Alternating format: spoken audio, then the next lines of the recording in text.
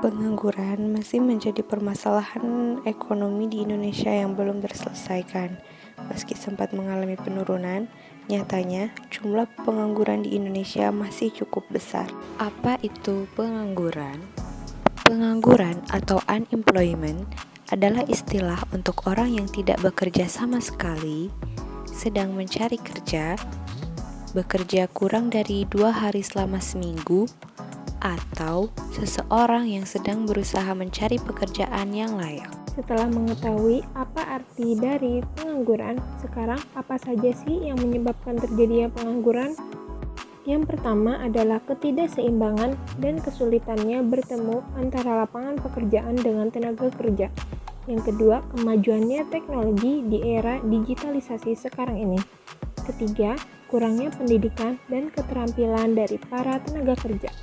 Keempat, adanya PHK atau pemutus hubungan kerja yang saat ini terjadi diakibatkan dari COVID-19. Selanjutnya, mengenai jenis-jenis pengangguran. Terdapat 4 jenis pengangguran. Yang pertama, pengangguran siklikal, di mana pengangguran ini terjadi akibat mundurnya ekonomi suatu negara. Yang kedua, ada pengangguran struktural, yaitu pengangguran akibat perubahan struktur perekonomian. Yang ketiga, ada pengangguran friksional, yaitu akibat sistem yang tidak bisa mempertemukan pencari pekerjaan dengan pembuka lowongan pekerjaan. Yang keempat, ada pengangguran teknologi, yaitu akibat dari peralihan tenaga kerja manusia menjadi tenaga mesin, karena dianggap lebih cepat, hemat, dan mudah bagi perusahaan. Selanjutnya, akan dibahas tentang presentasi pengangguran Agustus 2018, 2019, dan 2020 menurut Badan Pusat Statistik.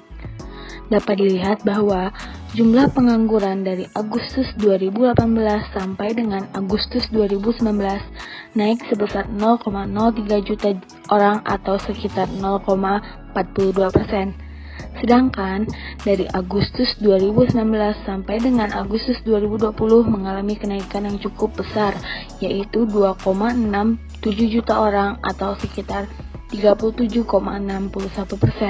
Selanjutnya, untuk presentasi tingkat pengangguran terbuka pada tahun 2019 turun sebesar 0,07%.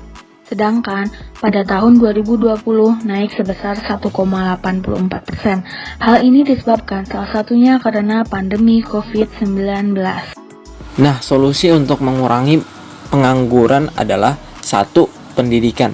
Salah satu kelemahan dari sistem pendidikan kita adalah sulitnya memberikan pendidikan yang benar-benar dapat memupuk profesionalisme seseorang dalam berkarir atau bekerja. Saat ini, pendidikan kita terlalu menekankan pada segi teori dan bukan praktek. Maka harus disempurnakan kurikulum dan sistem pendidikan nasional. Kedua, mengembangkan sektor pariwisata dan kebudayaan Indonesia, khususnya daerah-daerah yang belum tergali potensinya untuk kepariwisataan. Yang ketiga, informasi pekerjaan. Penyediaan informasi ketenaga kerjaan merupakan salah satu bentuk tanggung jawab dan sekaligus sebagai perekat hubungan antara instansi atau lembaga terkait dalam upaya menyelesaikan masalah pengangguran.